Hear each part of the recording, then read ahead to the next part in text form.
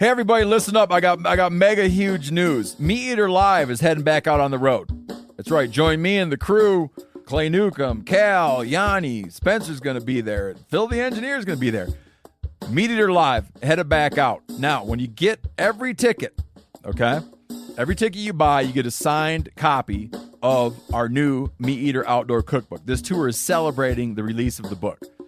Buy a ticket, get a signed copy, Meat Eater Outdoor Cookbook, wild game recipes for the grill, smoker, camp stove, and campfire, which I'll point out is a $38 value.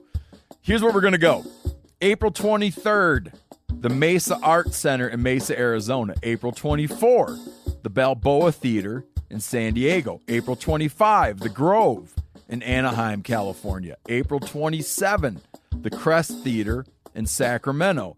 April 29, the Union in Salt Lake City. April 30, the Egyptian in Boise. May 1, the Wilma Theater in Missoula. May 2, the Bing Crosby Theater in Spokane, Washington. May 4, Revolution Hall in Portland, Oregon. And May 5, the last day of the tour, Pantages Theater in Tacoma, Washington. For tickets and more information, visit the events page at themeateater.com. Hope to see you at the show. You're listening to the Sportsman's Nation Podcast Network, powered by Interstate Batteries. From your truck to your trail camera, Interstate Batteries has you covered. Visit your local Interstate Battery store today or online at interstatebatteries.com. Interstate Batteries, outrageously dependable.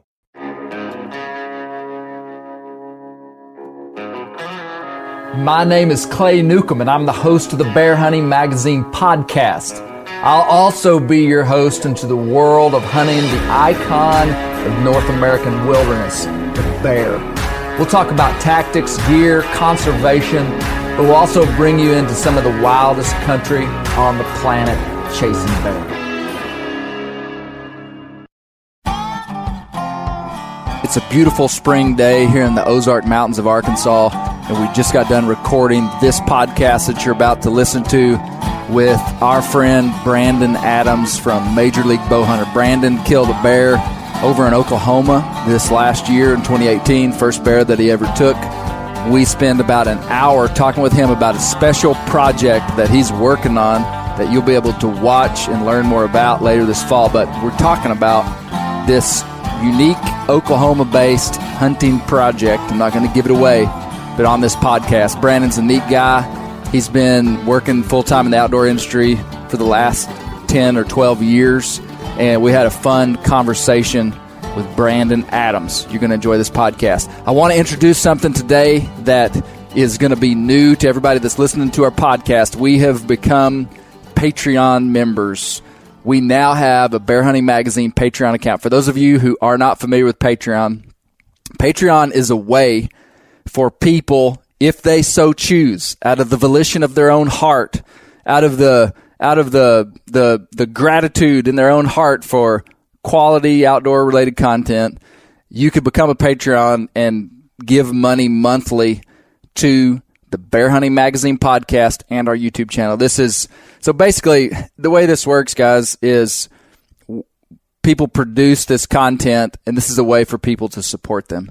Now, you can support Bear Hunting Magazine by becoming a subscriber to Bear Hunting Magazine, to our print magazine. So that helps us, that helps you. You get something in return for that. But if that just isn't what you're interested in doing, then you could become a Patreon of Bear Hunting Magazine. And the way that you would do that is you would go to our podcast page on the bear-hunting.com website. And when you go to our podcast page, you'll see a link to Patreon. And on that link, you'll see we have like 3 different tiers, and these different tiers get different things. So when you become a Patreon, we're going to be creating some exclusive content, not much. All our content is always going to be free from a digital platform. We're not saying you have to be a Patreon member to listen to this podcast or watch our videos or anything, but we are going to do some kind of like impromptu updates that we're going to give to people that are supporting us on Patreon. There's also some packages of Patreon, so like you give a certain amount per month and you get our DVDs, you get access to to early viewings of a couple of videos that we're going to post on YouTube at different times. So anyway, check it out. And if you don't want to, don't check it out. But check it out, and that's just a way that you can help us create more content, because we work hard at the magazine, and that's the core of our business. But we're also producing this other content, and we're just trying to continue to do it better. So, hey, thanks for checking out the Bear Hunting Magazine podcast. You're going to enjoy this episode with Brandon Adams.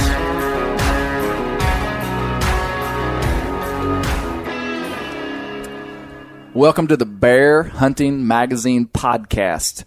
I believe the date is April 25th, 3rd. 23rd. Yep. 23rd. I like living in the future. April 23rd. We're at the Bear Hunting Magazine global headquarters, and we have a awesome guest in the office today, Mr. Brandon Adams from Oklahoma. I also have Colby Moorhead of Bear Hunting Magazine here. And so Bear Tech, the Bear Hunting Magazine Bear Tech is here. Yeah. And I'll tell you why Brandon is here. For Brandon, I'm going to give a little introduction of you, of what I know of you. Mm-hmm. But I want you to, this podcast is going to be about talking about some stuff that Brandon's doing, some projects.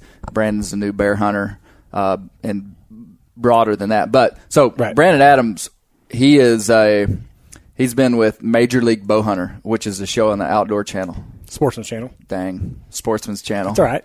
Sportsman's Channel for many years. So Brandon has been on the show, a hunter on the show, a videographer. He's also he's the producer of the show. So that's kind of what you do. Right. So, and I met Brandon a couple of years ago through a friend of ours that introduced us, because Brandon, he's from Oklahoma, but you're really not from the part of Oklahoma where the bears are. And so we got connected about Oklahoma black bear hunting, and you were going to be doing some hunting. And so that's how we met. Right. Yeah, probably 3 years ago or something. No, it was the beginning of it's been a little over a year. Is that all? Yep. Brandon, I feel like I've known you for 3 years. That's right. Well, as much as I text you. And also think it's April 25th, and it's really April 23rd. It is not April 25th, hopefully, because April 25th is my wedding anniversary, and this year is my 10th anniversary. Wow. Yeah. Congratulations. Good. Thank you. Yeah. You would know if it was April 25th. I would definitely, or my wife would definitely let me know about it. But yeah, we met last year. We met last year at ATA. Yep. Okay. Mr. Tim. So just a little over a year. Yep. Okay. But I text you so much and ask you so many questions that it's felt like 3 years. Yes. Yep. Yes. Well, that's what it is, man. Yeah. You've texted me 3 years worth of friendship. That's 100% accurate. 100%. No, you know what? It's awesome. Anybody that's wanting to, you ask good questions, so that's good. But okay, tell us, Brandon. Give me. I think a lot of people. I was interested when I met you a year ago to learn how you got involved with Major League Bowhunter and kind of how you just kind of your story. So why don't you tell us your story of how you, because you make a living full time in the outdoor industry. That's just what you do, right? And so give us the story of how you got hooked up with these guys. Oh boy, where do we want to start this story? Right. Okay, I'll start the abbreviated version of my history. I started filming hunts whenever I was a kid. Wait. This story is supposed to start. I was born in a small shack in central Oklahoma. I was born in the late 80s in California. Oh, no. I wanted it to be I was born in the small tar paper shack in the foothills of Oklahoma. Nope. Okay. I was born on a military base. You go ahead and tell your story. Yeah. We'll edit this and we'll have a cooler story later. No, but I was born in California, actually, on a military base, bounced around in the military. I'm an Army brat. Bounced around for a little bit and ended up back in central Oklahoma, which is where my family's from. But I've been infatuated. I was fortunate, very fortunate, to grow up on a farm and a ranch. Yeah. So I was fortunate in a couple ways. One, it instilled upon me a work ethic, because I've been working since I was 9 years old, talking 18-hour days as a 11, 12-year-old hauling hay, doing hay and doing the ranch stuff. And luckily to have that, in my blood. And as a foundation of your life. Because it's super easy to stand out in a world of office people that aren't used to working hard. Office work is super easy to me, because I grew up doing, working with my back. Yeah. super lucky there, and also super fortunate to have all that land to go stomping around, chasing animals, hunting, fishing. If it was in season in Oklahoma, I was hunting it. Yeah. And was lucky to have a family that not only supported me but encouraged me to get out there as much as possible. And I grew up playing sports, so I was a super busy kid. I don't know how my parents did it, honestly. But I was always infatuated. I mean, literally from a 10, 11-year-old kid, I was 10. I took a VHS camera, one of the big shoulder cameras that my mom and dad had up in the closet, and I would take it out, and I would film hunting stuff. I'd go outside and film birds. I'd go outside and try to film deer out in the backyard. And, I remember hooking up VCRs in a line with, like the RC Ajax, and using them in a line to take raw footage and create, quote-unquote, edited.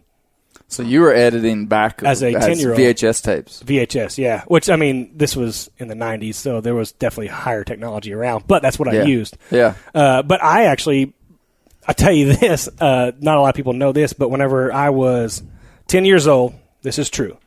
I had a buddy. This is true. Yeah. True. People don't believe this, but I had a buddy who was also my age who knew HTML code as a 10-year-old. And he taught me how to write HTML code. And as 10-year-olds, we created websites, in the 90s. Mine was called OK Whitetails for Oklahoma Whitetails. Really? He was a big turkey hunter, and so his was called Turkey Hunting HQ. Do you still own that domain?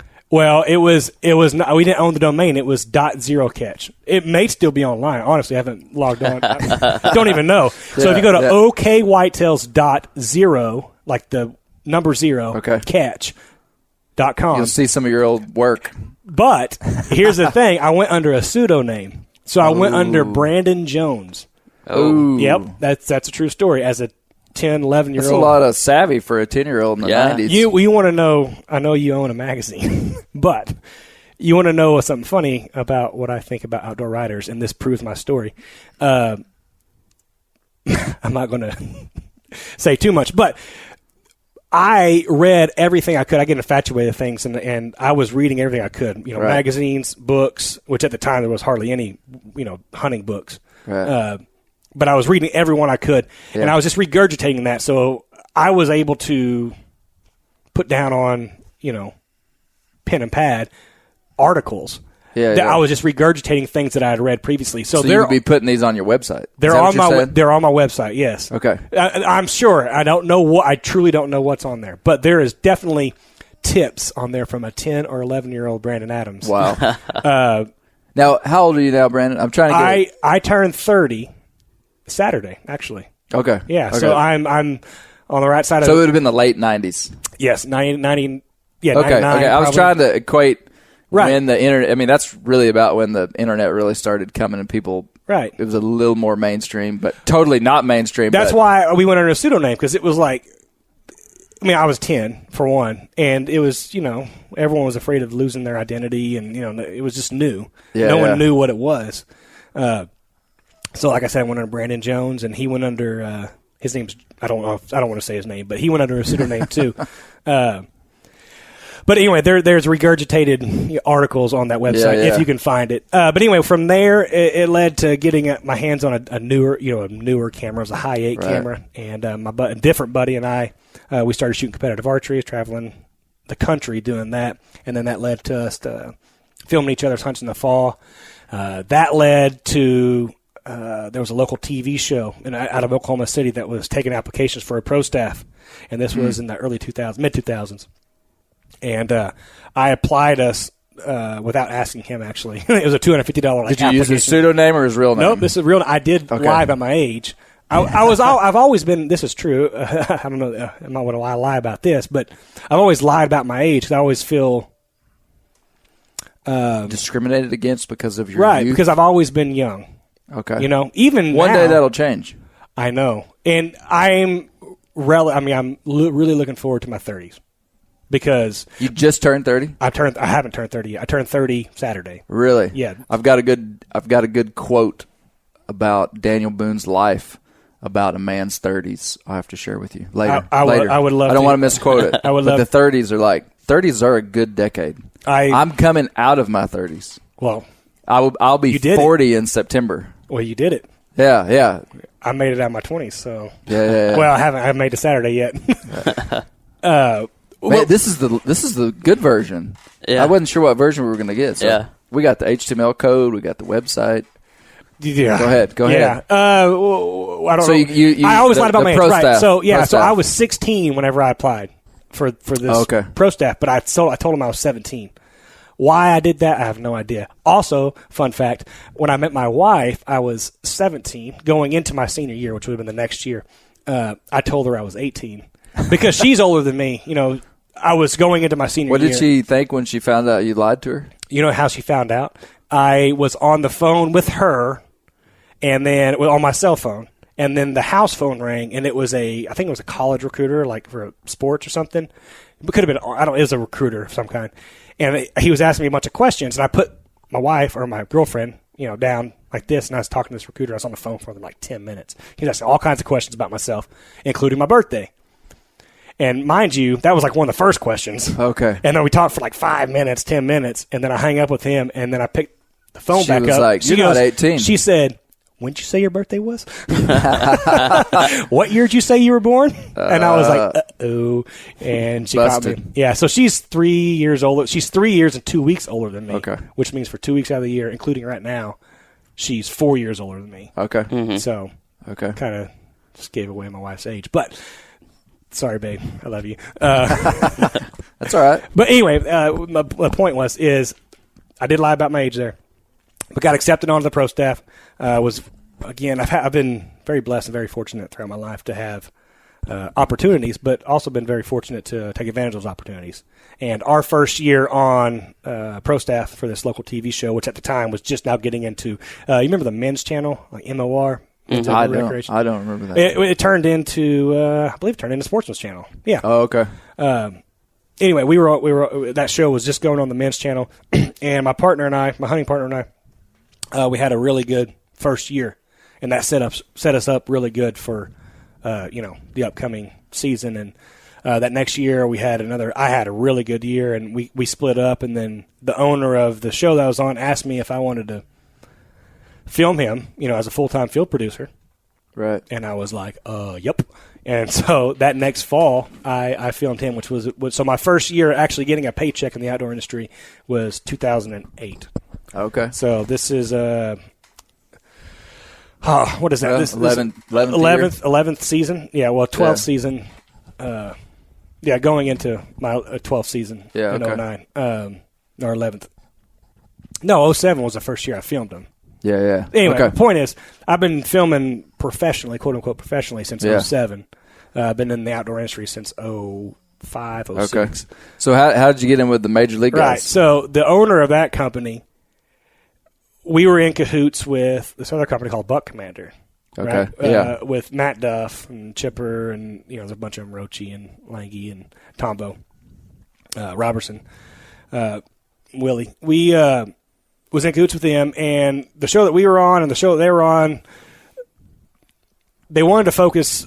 There was a group of them that was diehard bow hunters, and they wanted to make a show that was just about bow hunting and was educational. And that was where Major League Bowhunter was born. And so at the time, I was producing that other show, and they asked me if I could produce this show too, Major League Bowhunter. Okay. And mind you, I'd only had a year or two of experience, but I was like, sure, why not? Who needs to sleep? We can do that when I'm dead, when I'm 40. That's all we do. Yeah. That's all 40-year-olds do. That's what you've been researching? Sleeping. Yeah.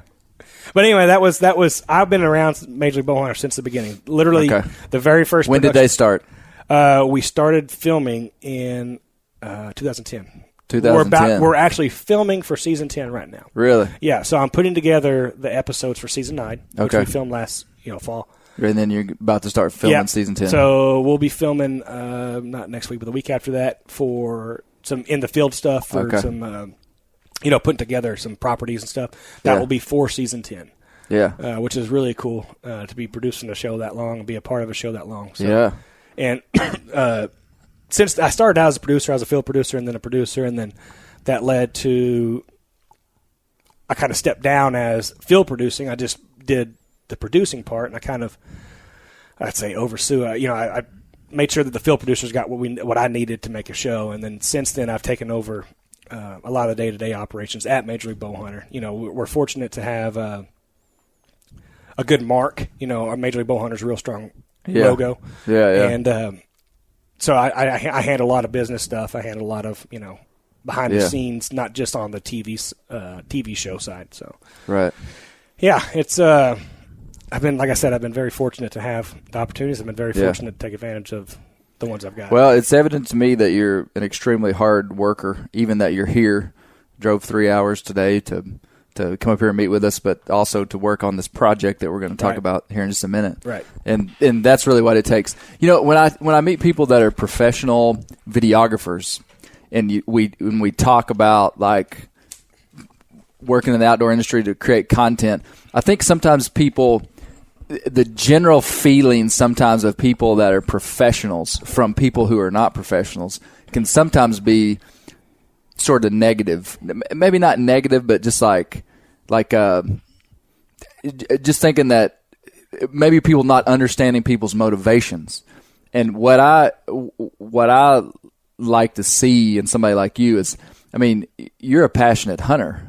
That is your motivation for all the work that you've done. And now, 100%. Granted, the work side of it, you're technically skilled and you learned a lot of these skills, but really the fuel for all that was the desire to work inside of an industry that you loved. And just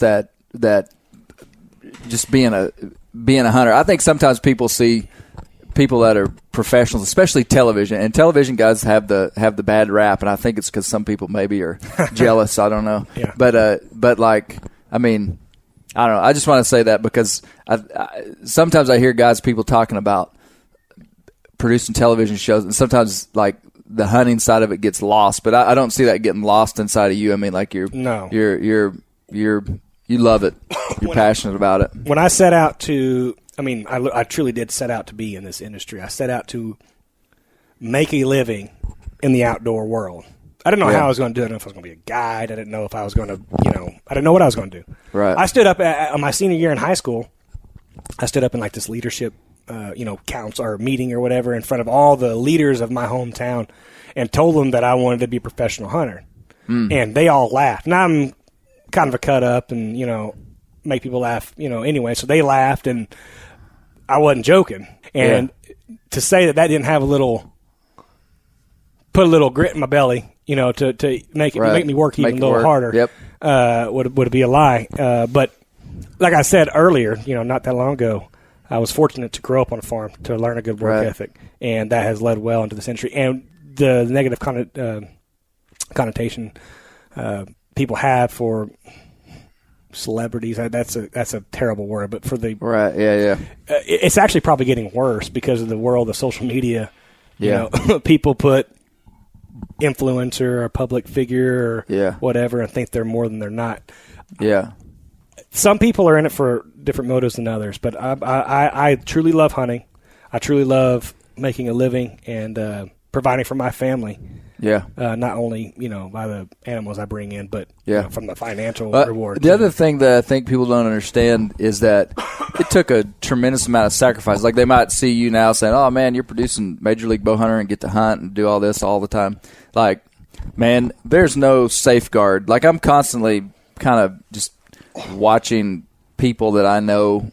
Just my friends that have like normal jobs and have like consistent pay and have benefits and get paid time off. And when they leave work at 5 o'clock, they don't have to think about it again until 8 o'clock the next morning. I know what you mean. Like there's a massive amount of sacrifice that goes into stuff, and it's not for everybody, nor could everybody do it. And I don't say that from a position of everybody. It's just like, I don't know, there's only so many spots carved out where somebody could make a living in the outdoor industry. Like I've had people ask me, Clay, what would you suggest for someone that wants to make a living in the outdoor industry? And I'm like, man, I don't have a ton of suggestions, kind of like drown in their dreams. I feel like what I've done was almost scripted out for me. There was a lot of stuff that happened that I couldn't have controlled. Right. If I could say, just like my buddy that is highly successful in the Walmart Corporation. Like a whole lot of stuff had happened for him that that he couldn't have scripted, you know, Right. and I'm not discounting hard work or intent. Right. But honestly, I never had an intent to work in the outdoor industry. And maybe that's why my perspective is a little bit different. But I never really, I always thought it was kind of a pipe dream. And maybe this is remnants of that. I was like, man, I just got to. But I found myself making decisions over time that constantly favored me being in the woods. Mm-hmm. You know, like I've started my own business, and not this business, but another one that allowed me to hunt a lot, that gave me a lot of freedom, that allowed me to not have a boss that could tell me when and when not to work. Right. You know, so I kind of geared my life towards this, and for other reasons too, for my family. I wanted to raise my family and be able to do what I wanted to do. But anyway, because a lot of people, I feel like that's a question a lot of people have is like, how do you get into the outdoor industry? And I actually hate to even bring that question up on this podcast. Well, you know, I get that all the time as well. And the number one thing I tell people is if they truly want to do it, they got to try. Yeah. A lot of people don't try. I know that's a silly way. A lot of people give up. A lot of people don't try. A lot of people give up quickly. You know, I wanted this. I wanted to make a living in the outdoor industry. Now, however I could. I mean, that's fortunate is not the right word. I was able to push through not making money for many years. Right, yeah. I mean, I say a lot of sacrifice. A lot of sacrifice and a lot of quarrels with, you know, my beautiful wife. But, you know, there was several years where we weren't making nothing. I mean, I'm talking, you know, making, I don't want to get into specifics, but, you know, making $10,000, $12,000 a year. Yeah. Because I was trying to make it. I was trying to do it. Right. I did that for 2 or 3 years. Yeah. Where we were, and she was a full-time student. We had a young daughter, and I mean, there was a price to pay for. There was a price, but I worked my butt off, and it's paid off. I found a career. You know, now I've been told by numerous people I'm on the wrong side of my career in this industry. But what do you mean? Like the television is it's getting too. It's very saturated. Television specifically is. Yeah. Okay. Well, not even television, but just content. Yes. The content. Everybody's creating content. Everyone can create content. Everyone can create. And there's a lot of people that can create great content that you can get for free online, which we offer. I hate those people. I know. I know. It's horrendous. But, you know. Like the Bear Hunting Magazine YouTube channel. Yeah. Bought it up. That's right. Make sure you hit that subscribe button. Yeah. But I guess sponsorship dollars, like when I was first coming in the industry, was the heyday. You know, there was a small crop of really outlets that these companies could go to. Right. Yeah. Now they can distribute that money little bits here and there and to get a bigger reach. And that's what and they have every right to. I mean, they're trying to reach as many people as possible. Yeah. So you just got to be creative, and just like whenever, you know, I was making, you know, less than $1,000 a month, you got to work your butt off and work through it and figure out how to make it work. And like I said, we're very fortunate. I mean, at Major League Bowhunter to have a good logo, basically. You know, have a good mark. You don't have to know what Major League Bowhunter TV show is. You got a solid brand. Right. We have a really good brand that people recognize for sure. Well, you don't even have to know what the show is about. If you walk into a store or you're online, you see, and you're a bow hunter, you see Major League Bowhunter, you identify with that mark. Yeah.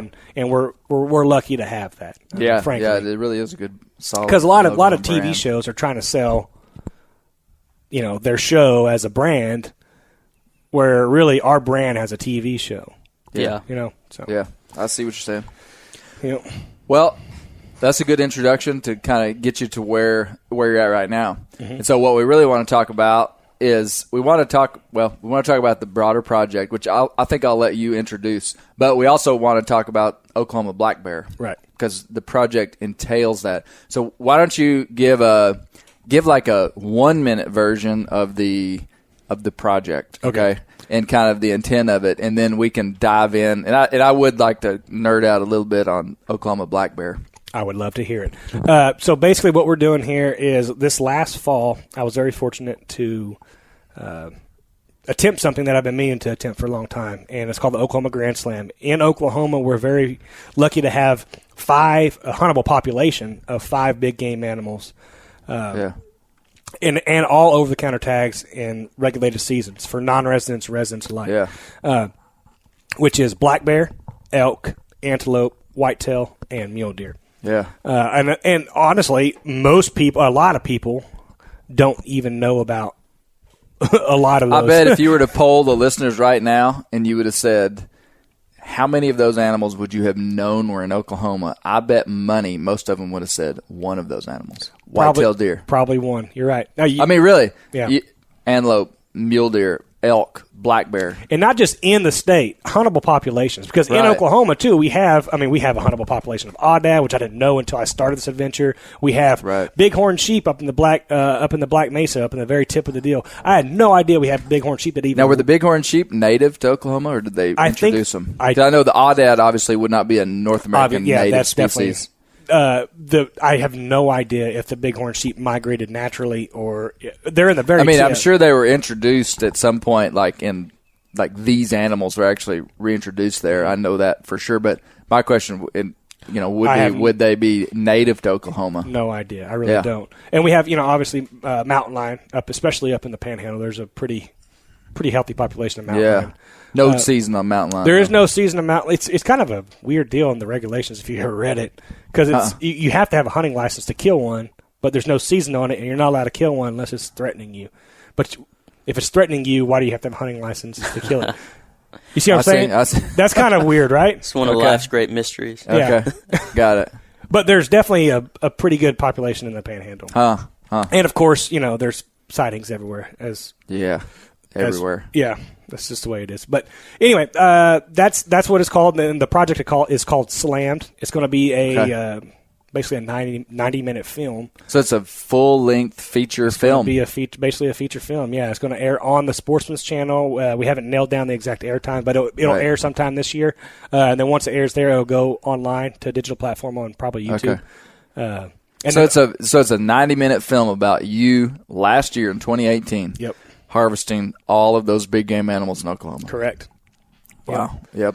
And I didn't know that. So you may get into the story of how it came about. Sure. Okay. So this has only been possible for the last 10 years. Right. Because the bear season the first Oklahoma bear season that I'm aware of, regulated bear season, was in 2009. Yeah. And my first bear hunt ever was in 2014. And in 2014, that was kind of when I really realized what we had in our state. We had 5 big game animals all over counter tags.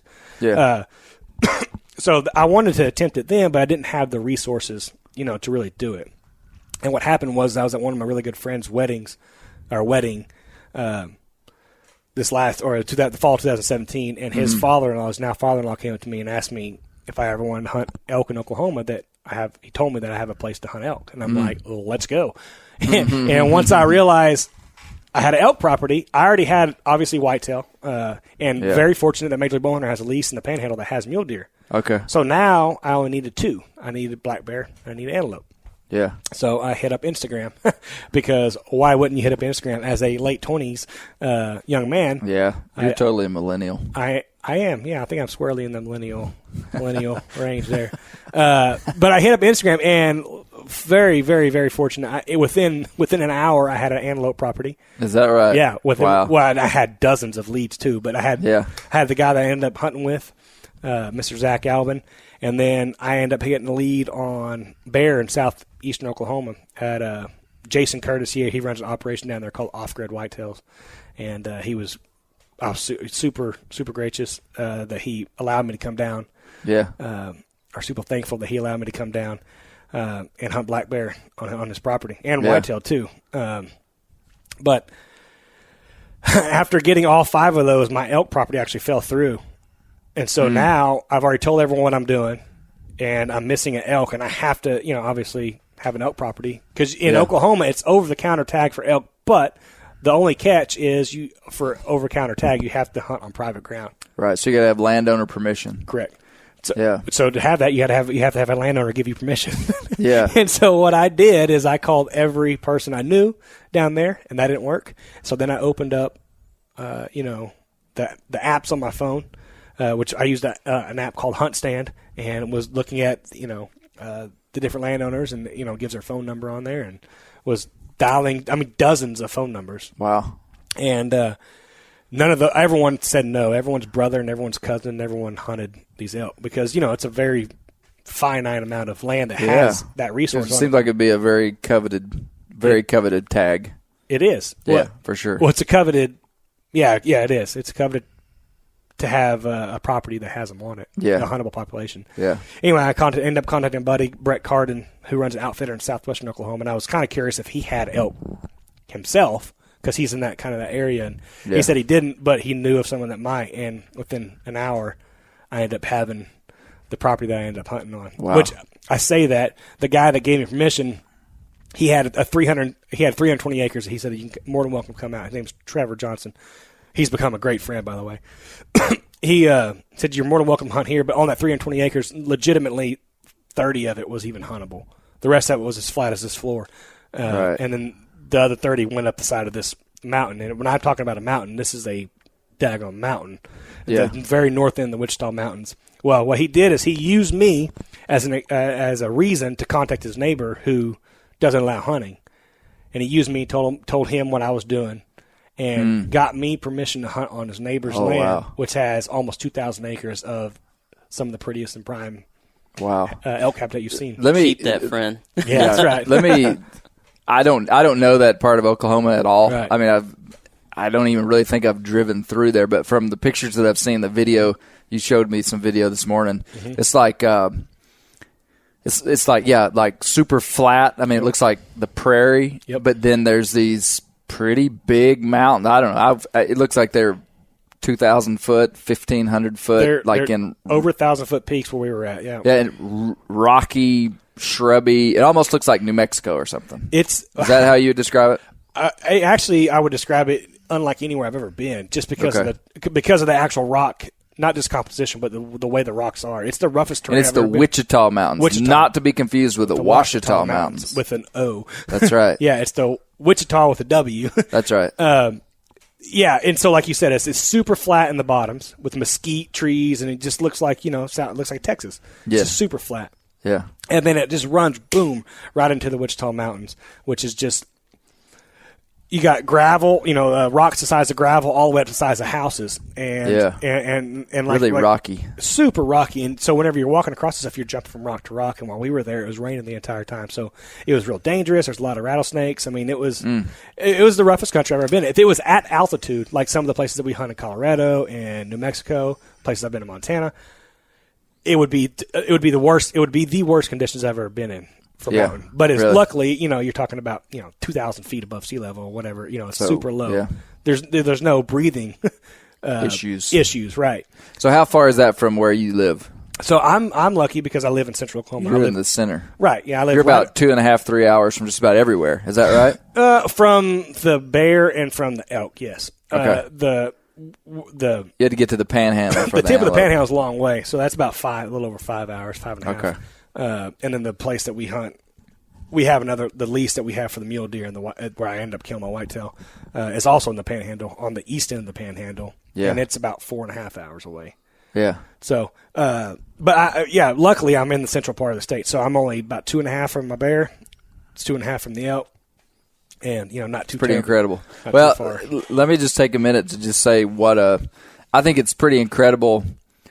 I would not have even known. And being a neighbor to Oklahoma here in Arkansas, I mean, we're 20 miles from the Oklahoma border right here where we're sitting. And I would not have known that Oklahoma had all those big game. Right. I just wouldn't have even known it. So and it's partially because of the Panhandle, if you think about it. So the east-west length of Oklahoma is really wide. Mm-hmm. It'd be interesting to see. I bet it's one of the widest. This would be interesting. I bet it's one of the widest states when you count the Panhandle. I mean, like obviously Texas would be wider, Montana. But some of them would be that wide. Yeah. But when you think about that, because the topography of North America changes from east to west. You go from the eastern deciduous forest into the Grand Prairie, into the Rockies. And so it's like the very eastern edge of Oklahoma is in the eastern deciduous forest. Right. I mean, which is a massive topographic vegetative feature of North America. And then, you get 2 hours from here and you're pretty much in the prairie. I mean, the breadbasket of the planet. Yep. And then you keep going and you almost get into the desert-like. High desert is what it is. High desert, yeah. So it goes from high desert to prairie to eastern deciduous forest. And I don't know of any other states that encompass all those things. It's one of the most diverse states. Texas would. Texas does, and I believe California. I think it's number 3 for the most diverse state for vegetation. Which vegetation is the indication. That's a good statement of ecosystems, like you're talking about. Yeah, about what types of animals that it could hold. Well, just the terrain. So you're talking about the eastern half of the state is, large pine, large oak, just big woods, giant big woods, all timber, and it transitions from there to the cross timbers, which is where I grew up, where the big pines meets the plains, and then it meets the plains, and then it has all these sub ecosystems within the state that we're very fortunate to hold, large populations of different animals. Frankly, yeah, right on. Okay, so we've established this project, and so people will be able to watch this fall at some. At either on television or on YouTube at some point. Right, on League Bowhunter's YouTube channel. Yep. Yeah, okay. So let's talk about your bear hunting. Okay. So this bear that you took in 2018 was your first bear that you've killed. Is that right? Correct. And so what were – I wanted to ask you some specific questions because you already said that we've talked quite a bit and we were talking about baiting bears and whatnot. Like what was the biggest challenge inside of being successful baiting bears in Oklahoma? The biggest challenge was getting to the bait, running the bait stations. I know. Yeah, just the actual work of the actual work of making sure that there was always food. Where I was wanting to be hunting. Yeah, that was by far the hunt because I'm fortunate to travel and to hunt across the country. And September is a busy month for me. And, our season opens up October 1st. But my hunting season opens up the end of October or end of August. Right. Right. And so in between trips, I was scheduling, driving down to run bait in Southeast Oklahoma. And I was having, my dad hunted bear with me. And I was having him run my bait station while I was gone on trip. Because I was gone on an elk hunt for 12 days in the middle of September. And I mean, our bait station was, running out in 4 or 5 days, so we had to make sure there was always bait there. You know how I didn't know this until, I was fortunate to have you to text and to ask all these questions to, but, you don't want the bait to run out. Right. You want them to, I learned about oil from you. I would have never even thought to grease put, and stuff. grease and, canola oil, and because you said that the oil gets all over their pads and it spreads across the woods, and then that brings in more bears. And my bait station where I actually killed, we were very lucky to have, a lot of bears. I hate to say the exact number. Some people that we hunt with say the exact number. They give a number, but it was more than one. It was way more than one. We had one really big boar that had a huge blaze on his big chevron, white chevron on his chest, and then we had a big sow that they were equal size. But she also had a huge chevron, and I thought it was the same bear for a long time until I got them together and they were fighting each other. Is that right? Yeah. But then we had those two. We had the 2 boars that were the size that I killed. And we had a couple of boars that were actually really that size, or a few boars, and then a bunch of random, sows and cubs. We had a very active bait station. Yeah. And so you just had one place that you were baiting over there. We had one place that we ended up keeping baited. Okay, so you tried some other places that didn't work? Yeah, they didn't bite. Take. Yeah, they didn't take as well as that place. So what do you think? What was the problem with those? Just bears weren't there? Wasn't it secluded? Was there any factors in the successful bait that you could say these were the factors that made this one successful, like in terms of location? Yeah, so where we're hunting, I don't want to give away the name of the mountain, but we were hunting on a pretty tall mountain on our property, and we were on the north face of it. And I think being on the north face in October helped. I don't know if this has anything at all, but I think that's definitely the cooler side of the mountain. Yeah. I think that helped, and we were right next to a spring-fed creek. Literally, the back of my blind was up against a creek that always had water in it. Oh, okay. And so around that creek, it's a big drainage that goes up and down the mountain. So if an animal wants to go up the mountain, which when I say a mountain, it's 1,400 feet from the bottom to the top. Yeah. And there's a huge, like a gully that goes up. So that if you're going to go up it, that's the easiest place to go up it. Yeah. And so it's a natural corridor because of that. There's water there. We're on the north side of the mountain. I think it was cool. I think the bears want to stay cool that time of year. Yeah. So I think that had a lot to do with it. One of the other stations that we had, I mean, it kind of got bad luck. It was more in the open. I put it kind of in the open for the video aspect of it, but like just a curse of bad luck. 2 days before the opener, right? We're 100 yards off of a big oil well site. Yeah. They move in an oil rig to clear out the hole. Oh, okay. So there's 40 people on trucks, and so that kind of killed that spot because we did have a good bear coming in there. So maybe that spot would be good in the future. Yes, and the chances of them coming in now, they were literally just going in there to clean it up for some reason. So they're not going to come in there for years now. Yeah. So yeah, that'll be a good spot, but that spot is also right next to a creek. So I think the water had a lot to do with our success. Also on the north side of a mountain, most of the time that time of year there would be a southerly or southwesterly prevailing wind. So that wind would have been blowing from the south, blowing your scent up onto that mountain. Well, correct? No, we were on the north face, so it had been coming over the mountain. Let me think about it, what you're saying. Okay, you're right. I'm backwards. Yep. And I was concerned because it's a pretty steep mountain. I was concerned that the prevailing wind is out of the south, like you said, that we was going to get a lot of swirls. And with all that, I don't know how greatly the vegetation will affect, wind currents. I was really afraid that our wind current would be swirling a lot in there. And I honestly believe it was swirling a lot, but we got really lucky on the opener. It didn't affect us. So, but that could be why they like to be on the north, because the wind is swirling. They can smell everything. Yeah. I don't know. Well, it seems to me that in those mountains, the wind swirls no matter where you're at. But that's true. That's the vegetation. Yeah, it really does. Those little kind of smaller mountains like that with a lot of drainages and different things just swirls like crazy everywhere. Right. So you started baiting these bears. You're running the baits, which is a ton of work. And people that haven't hunted over bait, sometimes don't understand the amount of work gathering bait and all these different things, But one thing that we said earlier is that there's no other big game hunt that you interact with an animal as closely as a baited black bear hunt, because it's like a whitetail deer. If you're hunting a whitetail deer, a target buck that you see and kill, you're probably going to see him for like 30 seconds before you kill him. Right. And it's probably the first time you've seen him. Yep. You may not have had this experience, but like over the years of baiting bears, I mean, you'll see bears often. Like when you're baiting, you'll learn actually see them when you go into bait. There'll be a bear up in the woods, or he'll try to come in on you, and so you see this animal, but you can't hunt him because it's not season. Right. You're watching trail cameras and you realize that animal is patterning you. I mean, like you see that he was there 2 minutes before you got there, and then he was there 30 minutes after you left. Right. And it's like you kind of start playing this like cat and mouse game with this animal. Nothing else is like that. Yep. And so it forms kind of a unique hunt in my mind, because you're feeding this animal. Right.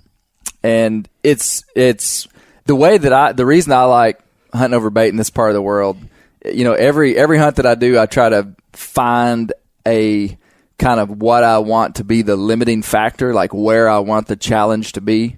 And to me, hunting in this part of the world, I like targeting really big, older, mature males. Right. And so by baiting, you can do that, but it's also extremely difficult to kill a big, giant bear over bait. A lot of people don't understand that.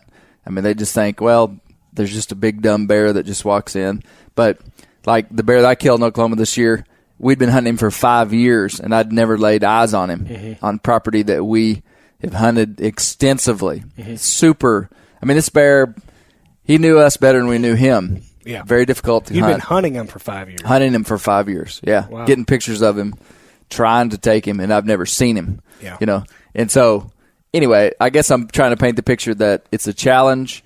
it's also a great conservation method for managing bears. In Oklahoma, the bear population is upwards of 2,000 to 3,000 bears, and they're harvesting every year between 40 and 80 bears per year.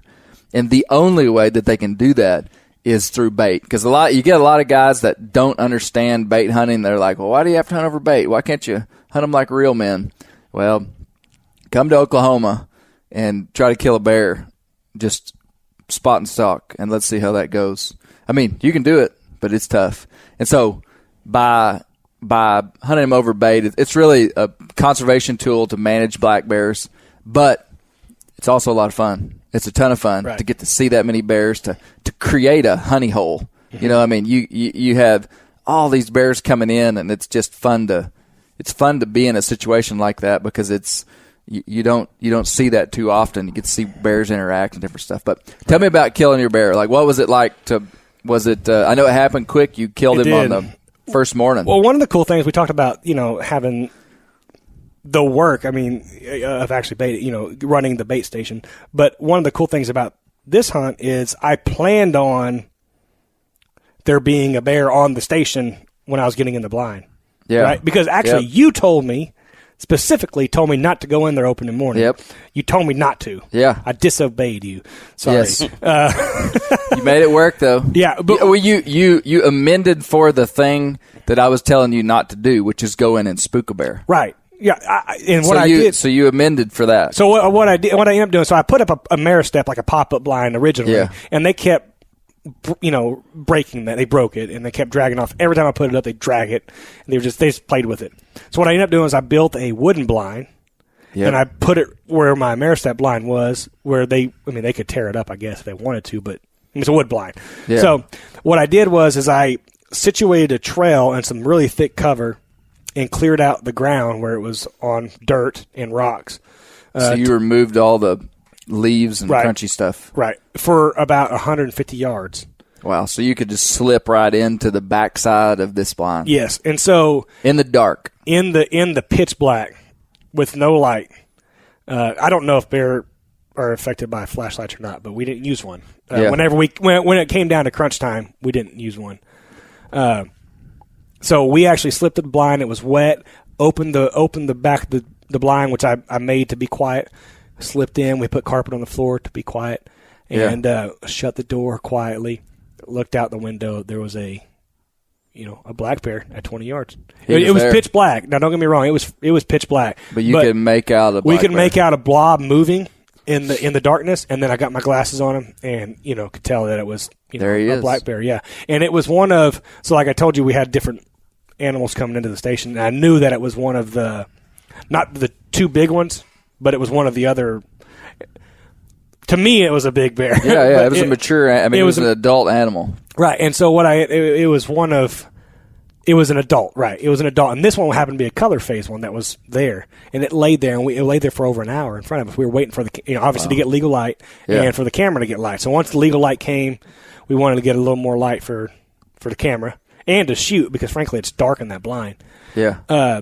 And he, for whatever reason, actually not whatever reason, I know what it was now. He looked up and just skedaddled, and they just disappear like that, and as quietly as it's hard to explain how quiet these big animals move through through the timber. And he disappeared, and I was kicking myself for not, because he was in front of me for obviously hours, but it was legal for 15 or 20 minutes. Okay. I could have shot him. Okay. I was like, dadgum, I was trying to milk it basically, which I never do. And he walked off. We filmed him walking off, and less than 2 or 3 minutes later, from the opposite direction, the same size bear slipped in, and that was the bear that I ended up shooting. Yeah. And he messed around there at the station for a little bit, and I drew back and I shot him. And fortunately, he went down 30 yards, and right in front of the blind. So it was pretty surreal. Really. And then my dad came in. Happened quick. Yeah, we happened real quick, and he died basically at the bait station. Yeah. And so we drove the quad up there, somehow loaded him up onto the quad, and got out of there quickly. And my dad actually came in there that night. He actually that morning, and sat there all night and kill one, or all day and kill one. Kill one that evening. That evening, yeah. Now, what did you estimate your bear to weigh, you think? I think he was. They didn't weigh him? They did not weigh him. I think that he was probably in the high 200s, mid 200s, high 200s. Yeah. Frank, I mean, that's what I think. People that was with, they said, and actually the biologist said he was over 300. But really? Okay. I thought he was in the high 200s, and I'm only guessing off of like picking him up and handling him. That's a good bear. It was a boar. It was a boar. Yes. Yeah. So, he had a little bee blaze on his little white patch on his chest, which I thought was cool. Yeah. I mean, the one the target bear, he had from shoulder to shoulder and real thick, and it was just beautiful. Yeah.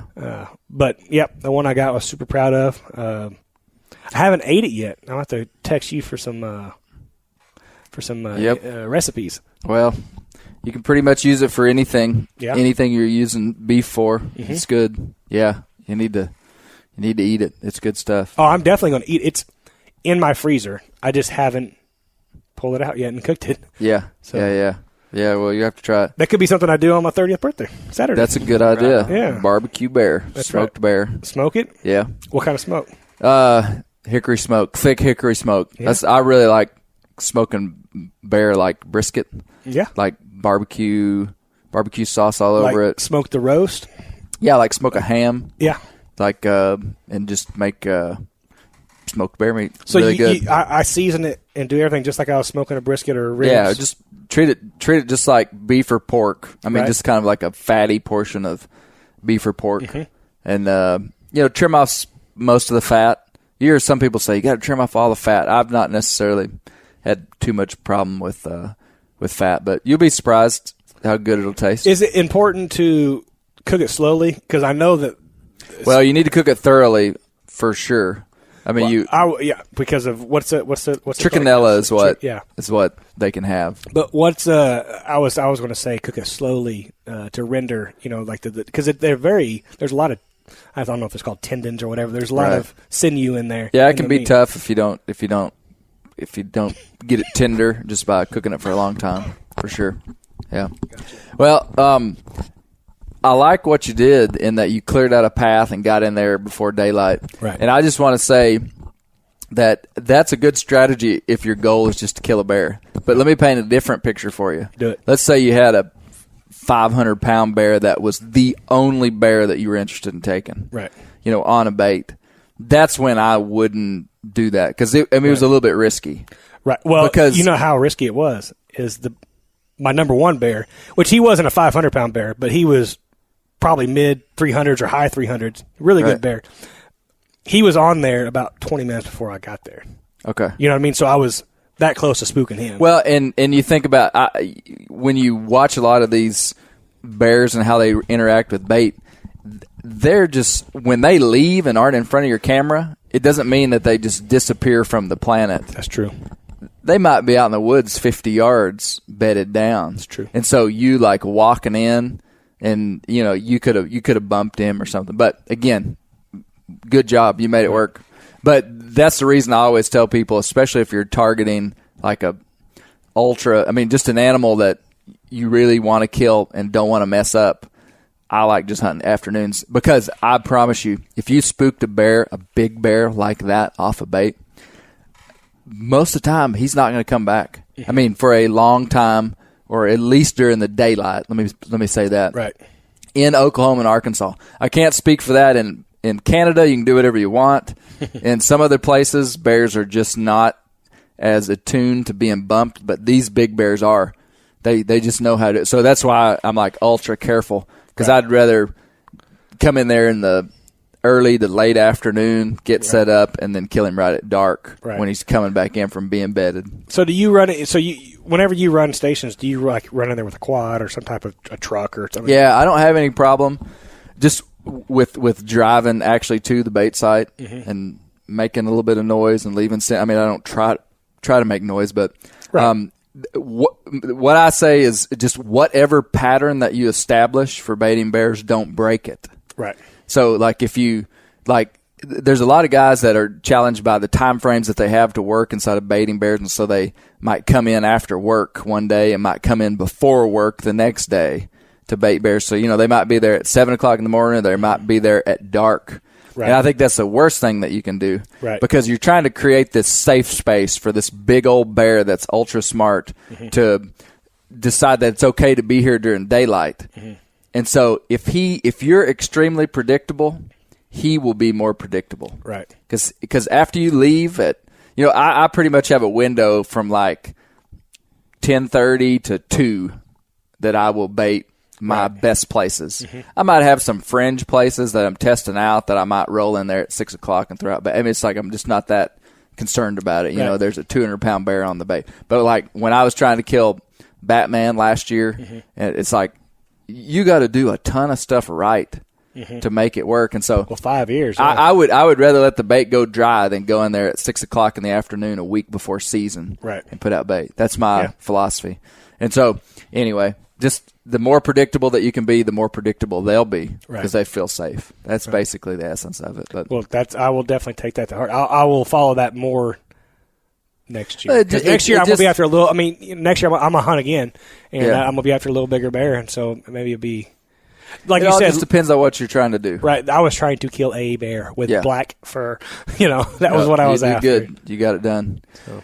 Well, the main thing that I take from a conservation perspective of kind of what we're talking about, we talked about your slam with killing these 5 big game animals in Oklahoma, is that I was thinking about this from a macro perspective. Man, those animals are there, and the habitat for those animals is there because of hunters. I mean, for real. Like, hunters are the ones that reintroduced bear essentially back into Oklahoma. Hunters, I know the elk, I'm pretty sure the elk were reintroduced. They're native over there, but they were reintroduced at some point because they were extirpated out of Oklahoma. Right. It wasn't the anti-hunting organizations that put those elk there. Yep. It was guys that had ultimately the first love that they had was for wildlife, but the second thing is they wanted to hunt elk. I mean, so Brandon, I always, everything that we're doing, especially being bear hunters, bear hunters are the low-hanging fruit for the anti-hunting community, and we see it firsthand here at Bear Hunting Magazine. A lot of people, even hunters, don't understand why we hunt bear.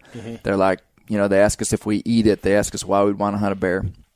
And so I always bring it back to these kind of conservation principles of why we even have bear. And in Oklahoma, we have bear because of hunters. That's essentially what I'm saying. We have elk in Oklahoma because of hunters. I mean, and we're the ones that are historically have been protecting habitat and putting money into habitat and wildlife conservation. And so really it's a testament to the North American model of wildlife conservation that Oklahoma has 5 big game species like it does, which is incredible. And so really what I see when I see you doing what you're doing, it's really a celebration of a celebration of conservation working. Right. I agree. And at the same time, it's just really cool to be able to do that, to do it with a bow. So there's all these like hunting feats that is really cool about it, but also there's a bigger picture to me that's really cool that a lot of people wouldn't have known about. And so, yeah. Well, Colby, you hadn't said a word. I know. I'm like a silent partner over here. We haven't given you a place to step in. I really like podcasts, and the live version is just as good as the one I listen to in my truck. Yeah, except every now and then you hear your voice like popping in when you're in the truck. Yeah, I'm saying stuff like and yeah. Well, any closing? Let me go to Colby, and then we'll end with you. Okay. Closing thoughts, Colby. What are your observations, comments, thoughts? Man, I think the quote that keeps coming into my mind is "The dream is free and the hustle is sold separately." Yeah, that's right. Yeah, no, the whole thing is really cool. I mean, especially to do it with the bow, like have to get that close. And I'm always surprised that guys can get an antelope with a bow.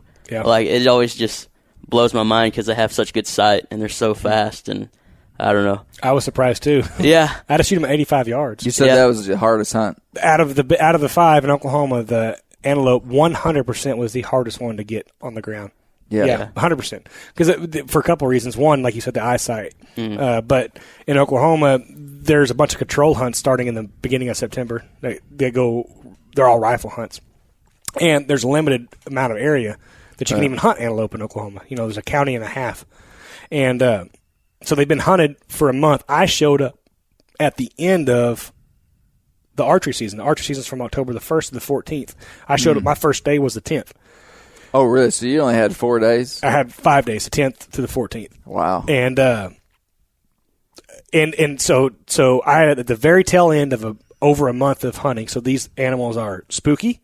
They've been hunted. They've been spooked from here to there across the county. And plus, I think I was number 62 or 60 something that was checked in at that check station. Which that means there was more because there's another check station down the road. So let's just say there was 80. There was 80 less antelope to kill. Presumably the dumb ones got killed. Presumably, so now, exactly. Now it's the smart ones that are left. Right, and to boot, when I get there, the day I'm pulling in, it's 30 degrees and it's snowing.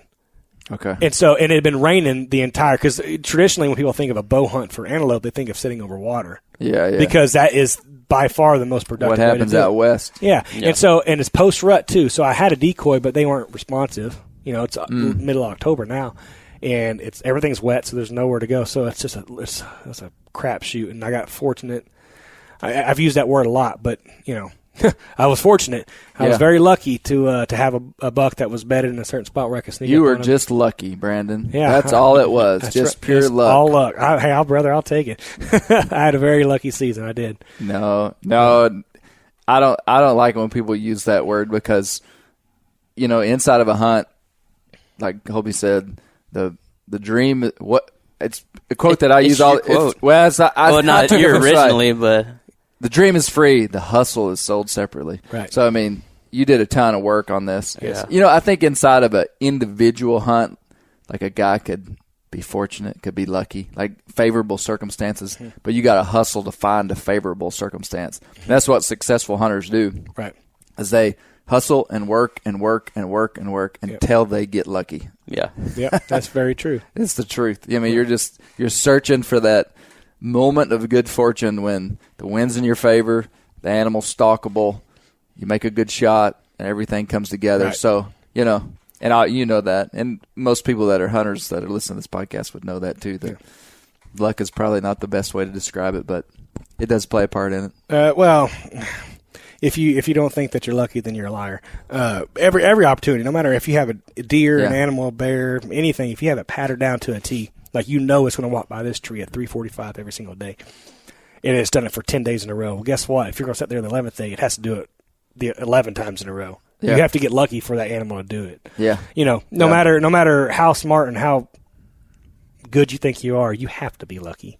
Yeah. And every one of the kills that I had this year, I put a lot of work in. There was a lot of mental preparation that went into this whole endeavor. But to have the animals in front of me and for me to capitalize on them, that's luck. And yes, it was a lot of work, Yeah. But you got to get it's a lot of luck too. Yeah. Well, that's awesome. Well, we really didn't get into the nitty-gritty of like every animal. We'll leave that for the show. Yeah. We'll leave that for people later this fall to be able to see the details of every hunt. And closing thoughts. You're at the global headquarters. This is like the bear hunting mecca of the world. I believe it. Looking around the room, I can tell that's exactly what it is. There is dead bear and bear paraphernalia and whitetail paraphernalia all around me. I love it. I greatly appreciate you helping me out on this project. You're going to provide a tremendous amount of insight. We did a couple of interviews. Right, yeah. We didn't really explain that, So what you did is you did some interviews to provide some insight for the history of the black bear and, just overall information on black bear and black bear hunting in Oklahoma. Stuff that I can't provide because I don't know any of it.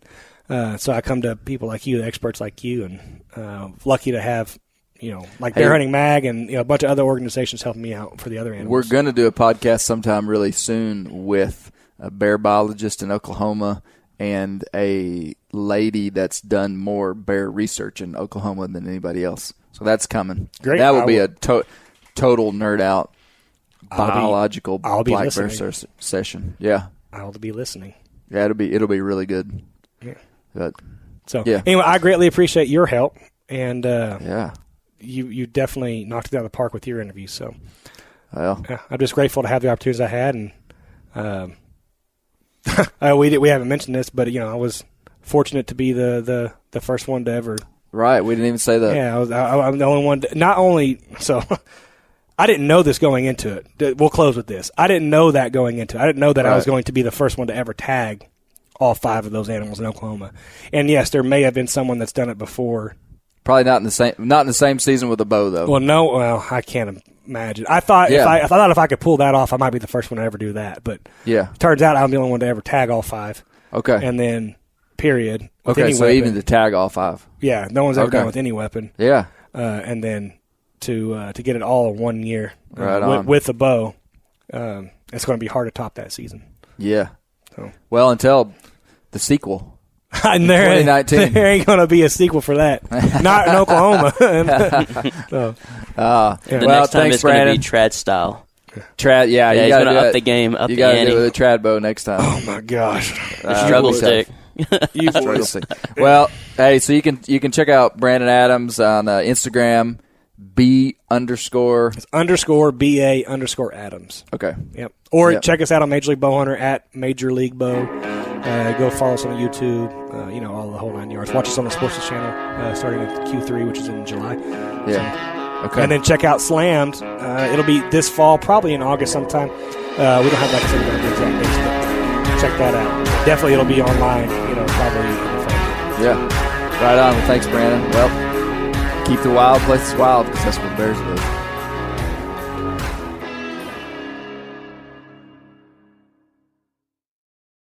Hey everybody, listen up. I got mega huge news. Meat Eater Live is heading back out on the road. That's right. Join me and the crew. Clay Newcomb, Cal, Yanni, Spencer's going to be there. Phil the engineer's going to be there. Meat Eater Live headed back out. Now, when you get every ticket, okay? Every ticket you buy, you get a signed copy of our new Meat Eater Outdoor Cookbook. This tour is celebrating the release of the book. Buy a ticket, get a signed copy, Meat Eater Outdoor Cookbook, wild game recipes for the grill, smoker, camp stove, and campfire, which I'll point out is a $38 value. Here's where we're going to go.